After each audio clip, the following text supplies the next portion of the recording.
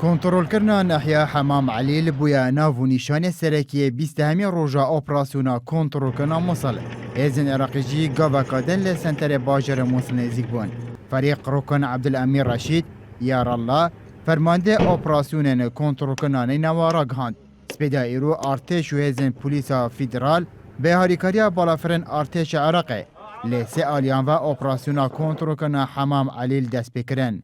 پشتی چند دمشمیران جه دست بکرن اپراسیونه فرمانده اپراسیون کنترل کردن نینوا کنترل کردن توایا ناحیه راگهاند. اما جه پیکی کره که یکین پلیسا فدرال و فرقه نهازری پوش چونه ناوا ناحیه و آلای عراق تیدا برن کرینه. ناحیه حمام علیل به دوریا 3 کیلومتران کویتا باشور موصل و به کنترل کردن ویجی چه ناحیه و باجروک که مازن جبلی هجمارکا گوندن لهمبر هزن عراق نامینیتن برف سنتر باجر موصل. هفدام ناحیه حمام علیل دبیتا 4 ناحیه کنترل کری که آنها دکوان اپراسیونا کنترل کردن موصل دا هاتینا کنترل کرن. پشتی ویکی جی جالی هزن عراقی هر یک جه ناحیه برطلا و کرملش لروشالات و شورا لباشور موصل هاتینا کنترل کرن.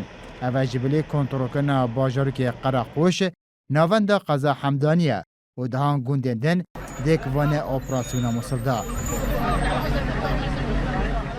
لگل پیشروین هزن عراقی حیدر عبادی فرمانده گشتی هزن چکدر عراقی گشته بروکن شر لنحیه برتلا لروشالات موصل هزن اولاکاری سردان کره.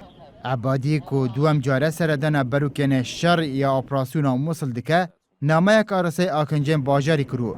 سوز دا به زیترین دام داعش دایی پی بهتن. گوتی جی هزن عراقی لطوای محوران ده پیشروین بردام دانه و نهینه وکشاندن. اج آلیه که دن و امریکا زدباری وی که لاسمانی به بردامی به بالافرن شر هاریکاری هزن عراقی دیکه.